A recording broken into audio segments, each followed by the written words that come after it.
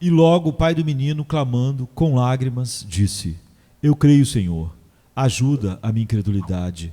Marcos 9, 24. Este é um caso de um homem que sabia muito bem o que queria e que estava cheio de aflição para obter o que pedia. De fato, ele estava tão aflito para obter isso que orou com a maior seriedade e insistência. Ele orou para a pessoa certa, pois depois que os discípulos falharam, ele recorreu ao próprio mestre deles. Ainda assim, apesar de tudo isso, no momento abordado no nosso texto, o homem de nossa passagem não tinha obtido a bênção que procurava. Nós, provavelmente, conhecemos pessoas que ainda não foram despertadas para um senso da sua necessidade.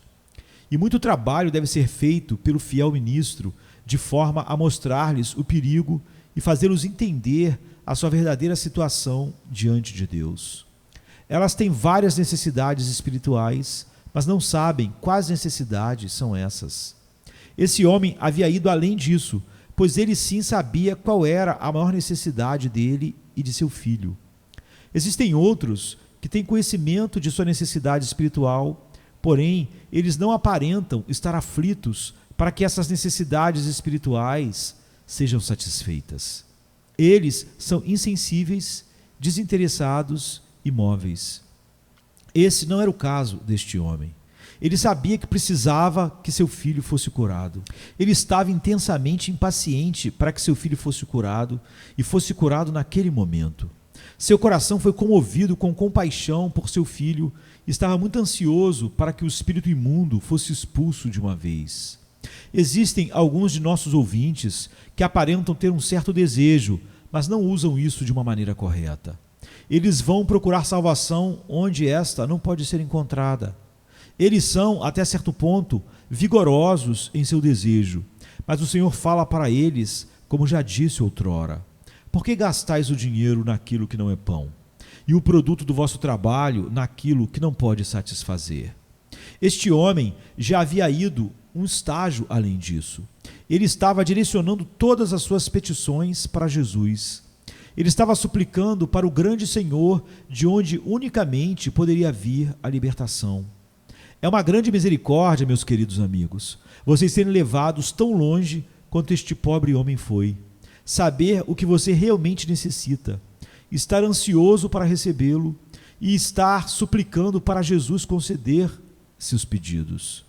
Mesmo assim, apesar de tudo isso, esse homem não havia obtido a dádiva que estava buscando. Existem muitos como ele que não têm obtido a bênção que procuram. Você tem ciência do seu pecado e lamenta por isso, mas você não consegue ter o senso de perdão. Você sabe de suas necessidades espirituais e as lastima, mas você não alcança aquilo que as satisfaz. Você fez um apelo para Deus por meio de Jesus Cristo e está decidido que nunca irá esquecer o seu apelo. Porém, no meio de tudo isso, você até agora não recebeu sua bênção. Existe uma coisa ou outra no caminho, algo que impede você. E eu imagino, tenho por quase certo, aquilo que impede alguns de vocês de receberem o que procuram em Cristo é a própria incredulidade de vocês.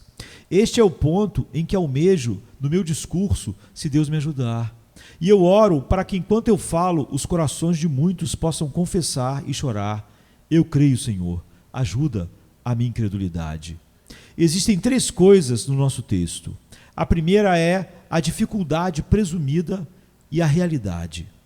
Lendo o texto cuidadosamente, percebi que esse homem via dificuldades na cura do seu filho, mas ele nunca havia considerado a dificuldade real. Ele imaginava que a dificuldade estava no caso do seu filho.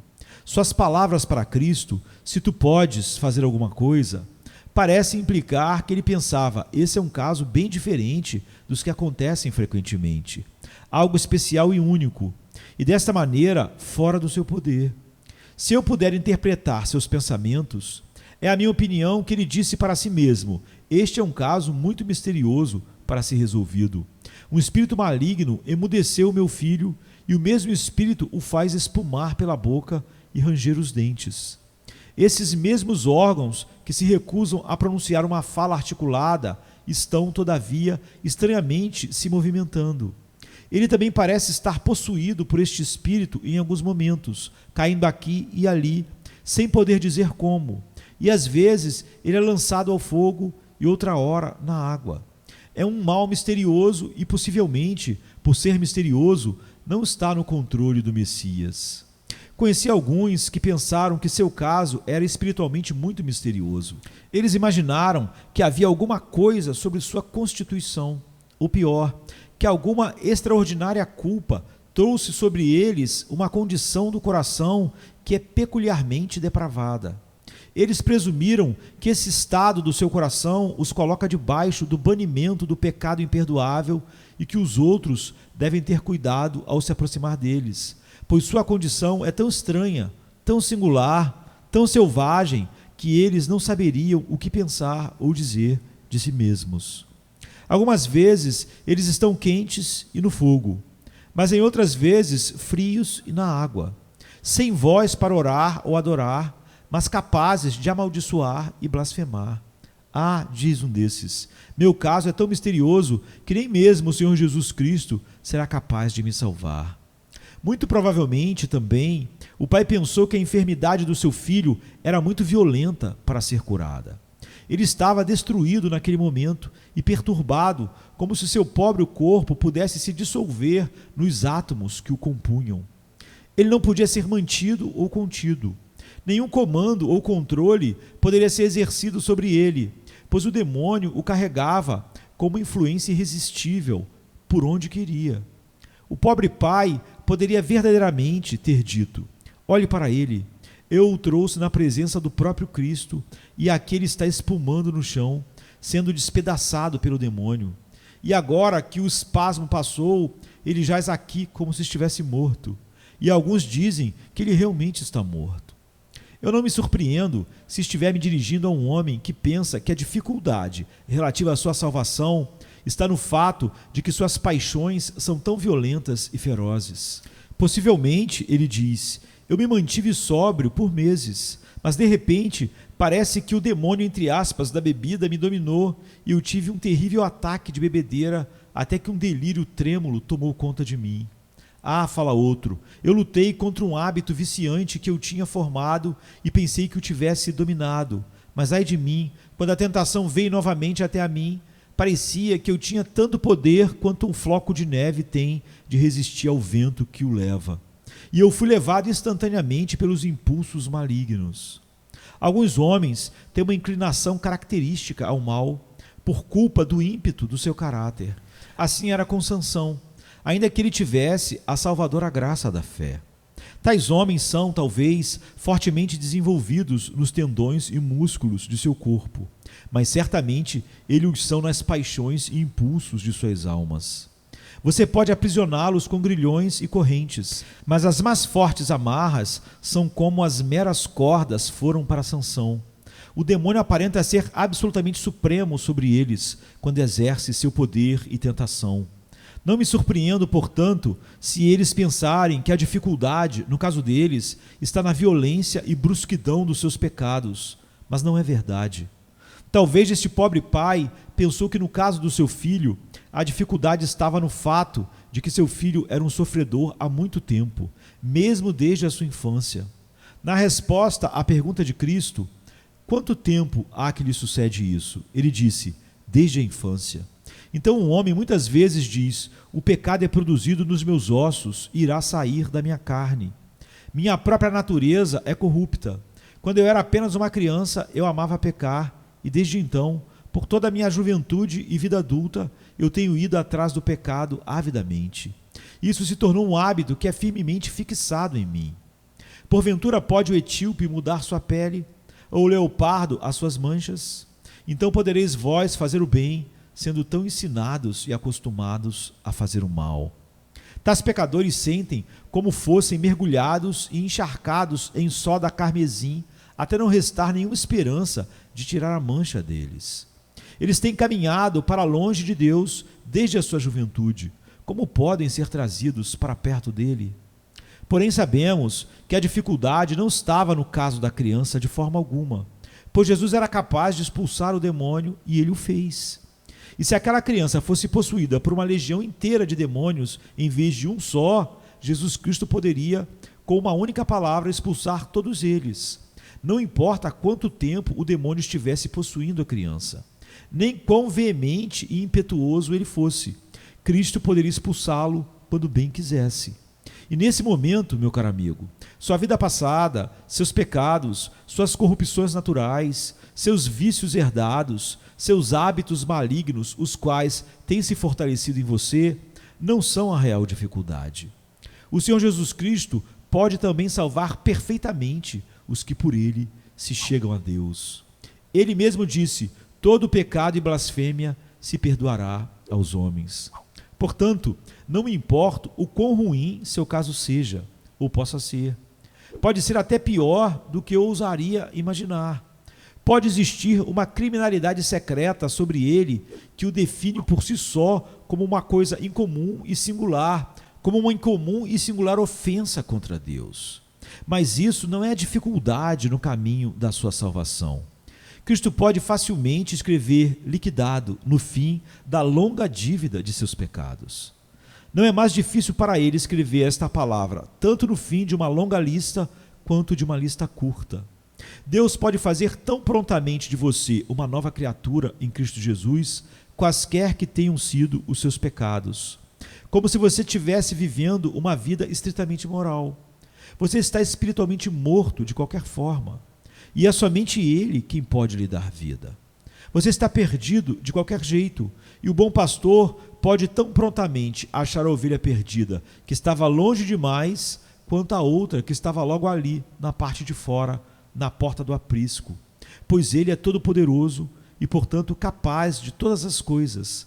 Desta forma, a dificuldade não está aqui.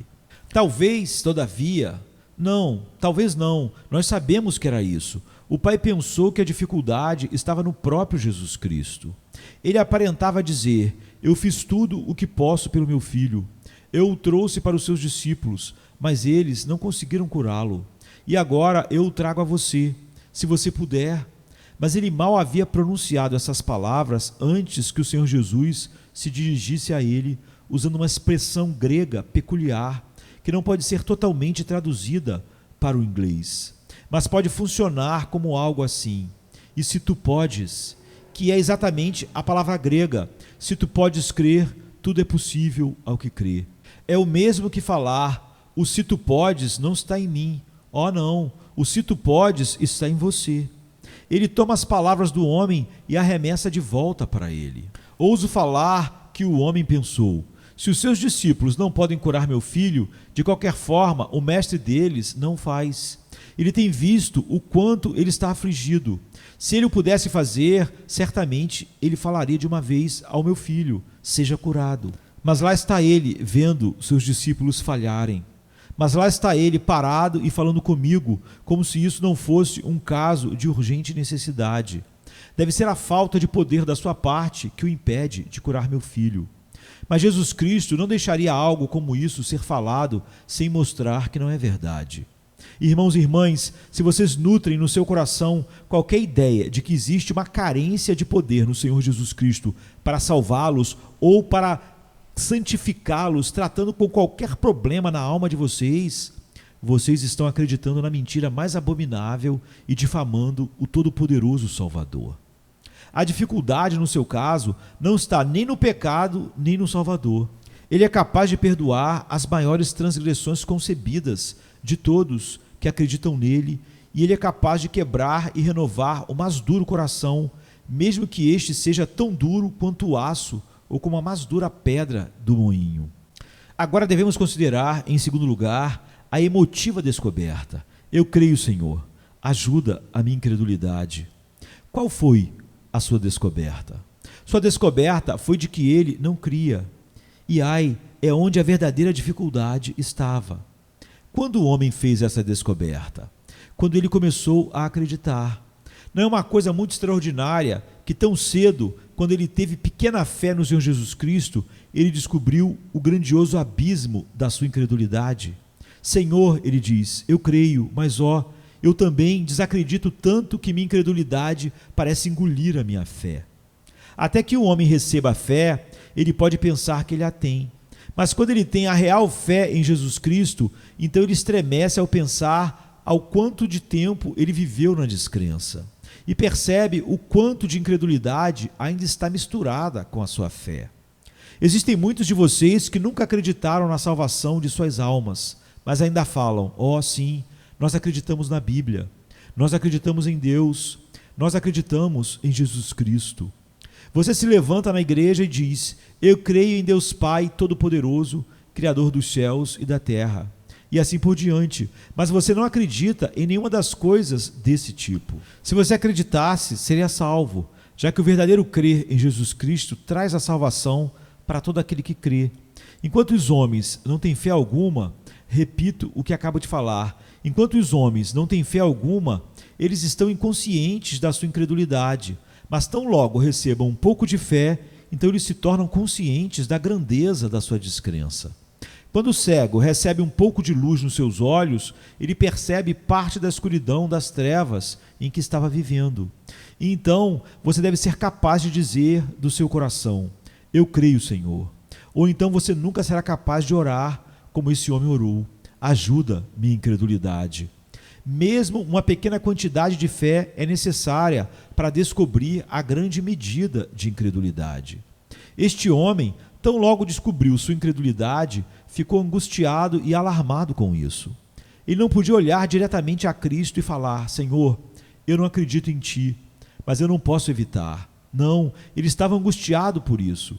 Ele sentiu o quão terrível é ser um incrédulo e apelou a Cristo, confessando sua incredulidade, dizendo: Senhor, me ajude a sair desse estado, eu te imploro. Atente para como ele voltou toda a sua atenção para aquela única razão, a sua incredulidade. Ele nem mencionou seu pobre filho. Seu filho estava, sem dúvida, ainda nos seus pensamentos, mas a sua oração não era a respeito do seu filho, mas a respeito da sua própria descrença, pois ele enxergara qual era a dificuldade que precisava ser removida.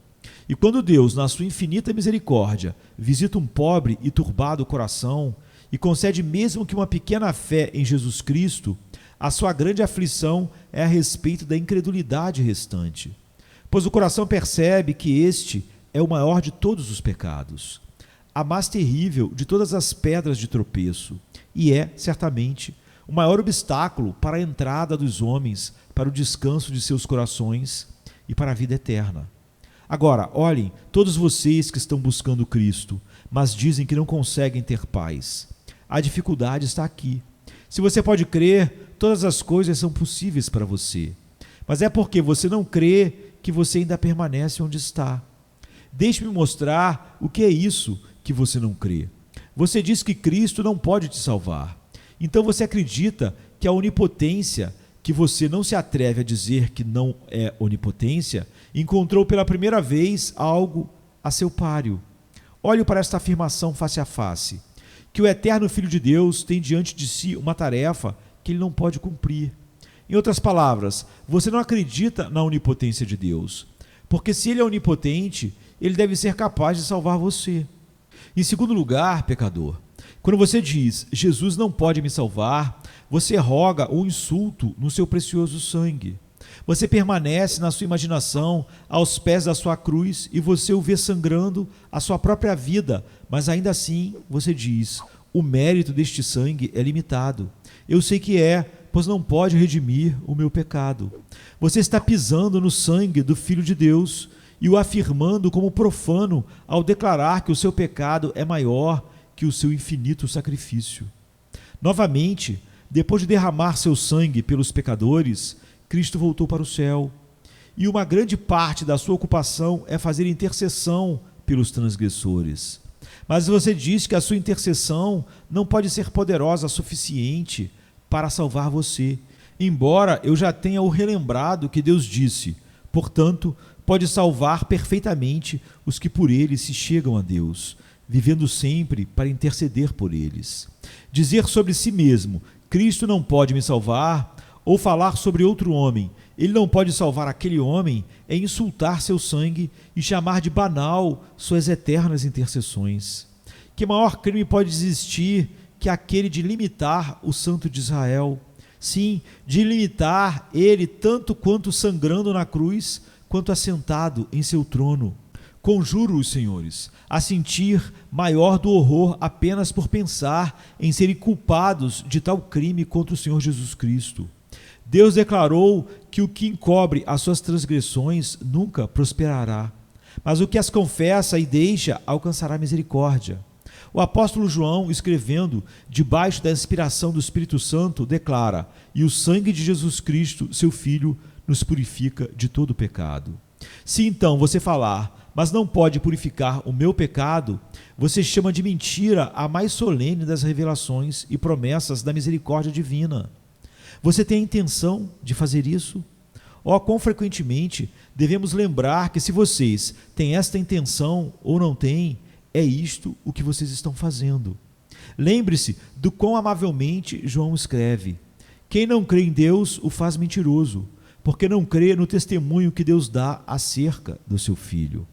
Além de insultar o Filho quanto à eficácia do seu sangue e insultar o Pai a respeito da sua veracidade, tenha paciência comigo, pecador, por trazer essas graves acusações contra você. E como Deus é paciente com você, você pode muito bem ser paciente comigo enquanto eu o lembro do seu pecado.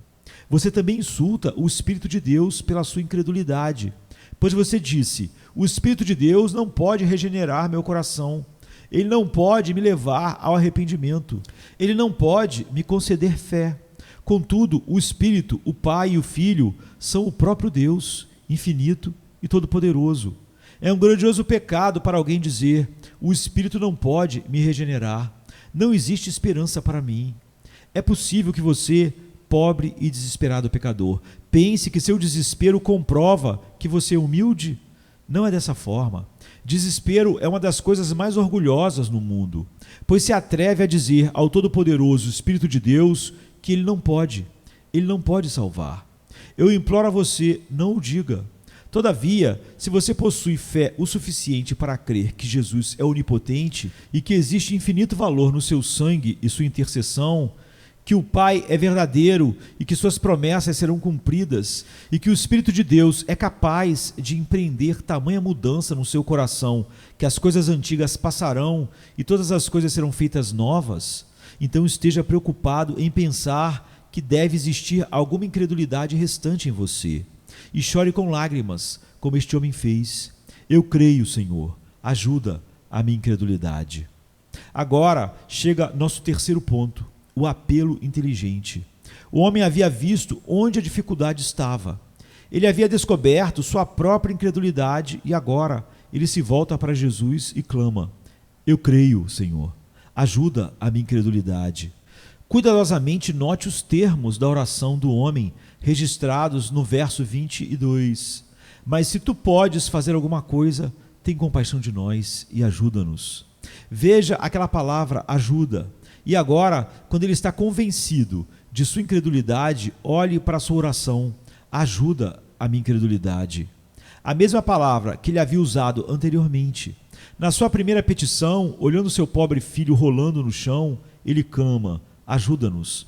Mas agora ele foi ensinado melhor e diz: na realidade, Senhor, eu entendo que é um trabalho fácil para ti expulsar um demônio. Mas a dificuldade é que eu não estou acreditando, e isso levanta obstáculos a ti, Senhor. Ajuda-me a crer, pois isso é o que é necessário.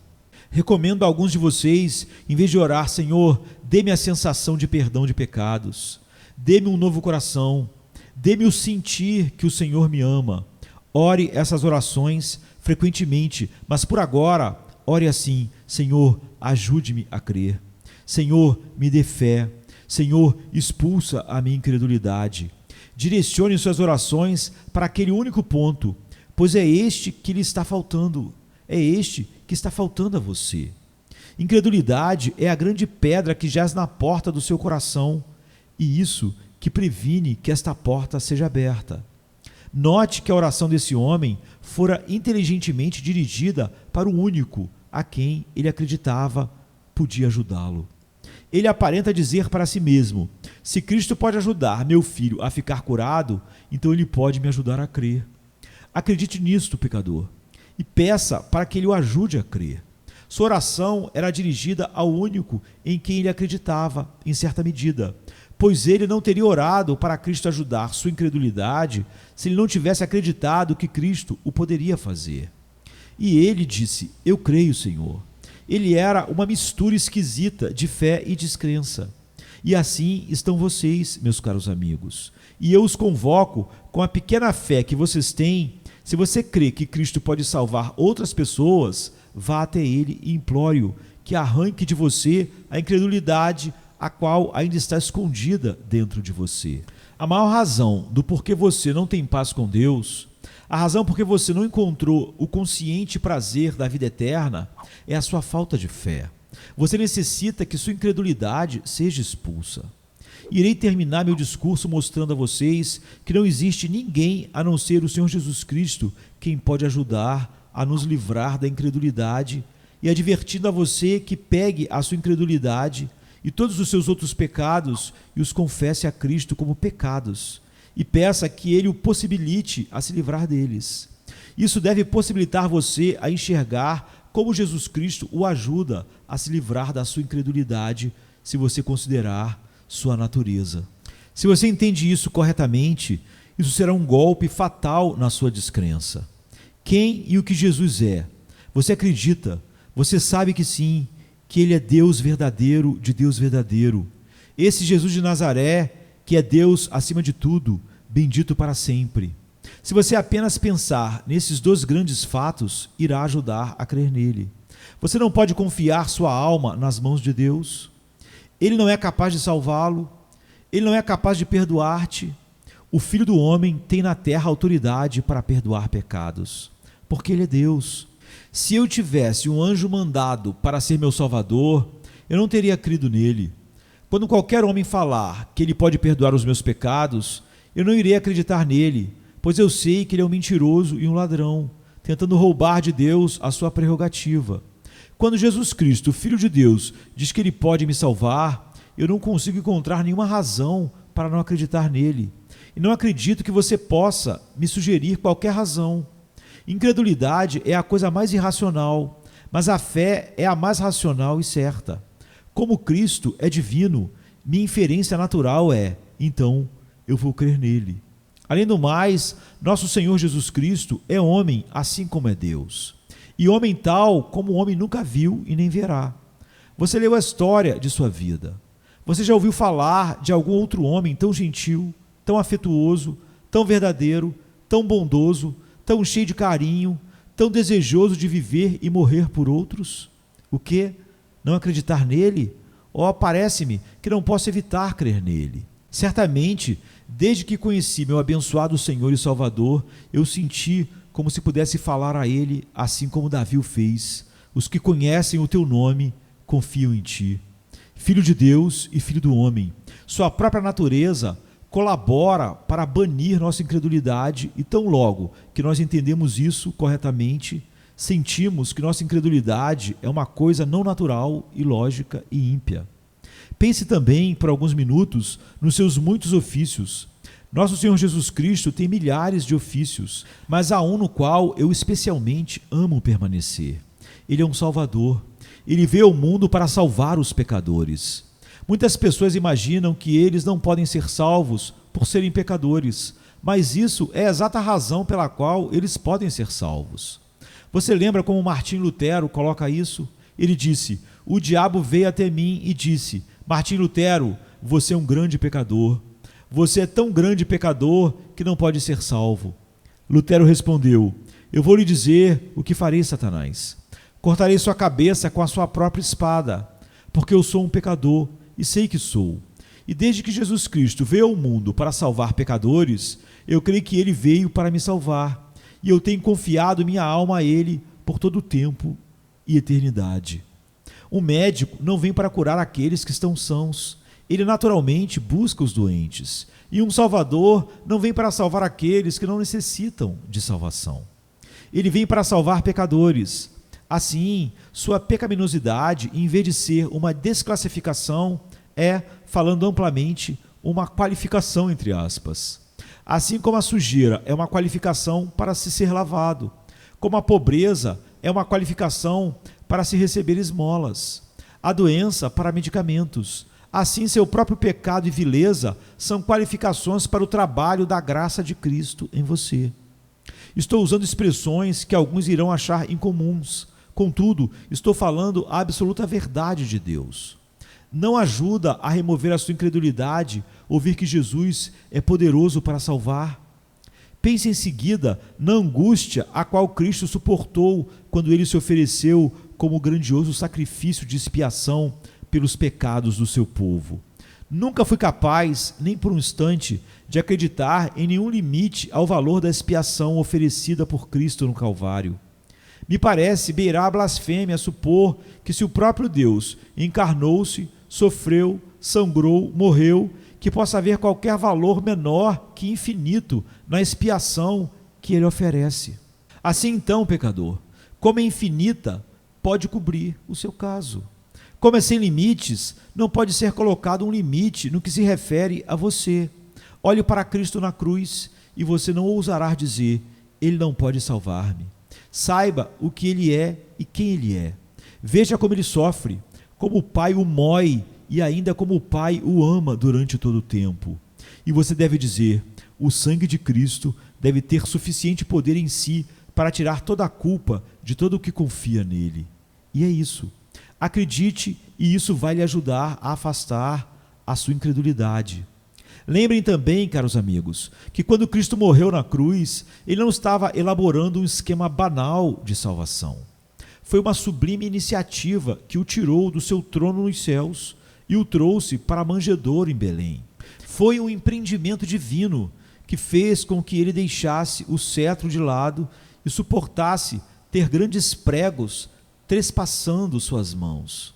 Foi um plano grandioso e, portanto, inclui um grandioso pecado, grandioso perdão e grandiosa salvação. Então, se você é um grandioso pecador, você cumpre a escala geral de todo o plano, o qual é de tão grandiosa proporção que pode envolver até você. O plano de Cristo em morrer também deve ajudá-lo a matar sua incredulidade. Por que ele morreu? Não era para que a livre graça de Deus pudesse ter total cumprimento e grande alcance? E não terá total cumprimento se você está salvo e não existe grande alcance em uma misericórdia perdoadora chegar até você? Lembre-se, caros amigos, nosso Senhor Jesus Cristo nunca pensou que valeria a pena a sua vinda dos céus para dar glória a um homem. Ele veio do céu para trazer glória a Deus ao reivindicar sua justiça e sua manifesta misericórdia. Agora, se um grande pecador como você que se vê mal demais para ser salvo, se você for salvo, que demonstração da livre graça divina será o seu caso? Um homem me disse há algum tempo atrás: se eu algum dia chegar ao céu, Senhor, então creio que eles irão me carregar pelas ruas e me exibir como uma maravilha da misericórdia de Deus. Ótimo, então, eu respondi. Eles terão que me carregar por toda parte também. Suspeito que toda alma salva no paraíso é uma grande maravilha e que o paraíso é um vasto museu da graça e misericórdia livre e soberana de Deus. Um palácio de milagres no qual tudo irá surpreender a todos que entrarem lá. Foi bem dito que existirão 3 surpresas no céu. Primeiro, poderemos não ver alguém que pensávamos que encontraríamos lá. Depois, nós encontraremos alguns que nunca pensávamos que poderiam estar lá. Mas a maior surpresa de todas será encontrar a nós mesmos lá. Acredito que assim será. Não que ficaremos surpresos com isso, quando lembrarmos a promessa de Deus e o que Ele fez por nós. Mas ficaremos maravilhados quando lembrarmos o que costumávamos ser e o que a graça de Deus teve que fazer em nós para nos tornar adequados para estar lá. E a graça operou isso soberanamente. Bem, se você é um desses que será carregado pelo paraíso como uma maravilha da misericórdia e da graça soberana, acredito que você é provavelmente a pessoa que tem maior probabilidade de entrar lá, pois Deus deseja que os anjos e todos os remidos vejam as maravilhas da sua graça demonstrada em nós que cremos. Terminarei com este pensamento: se, pobre alma, é a sua falta de fé que impede o caminho da bênção que vem até você, e se sua falta de fé é vergonhosa para você, já que tem chamado Deus de mentiroso, o convoco a se arrepender disso e acreditar em Deus aqui e agora.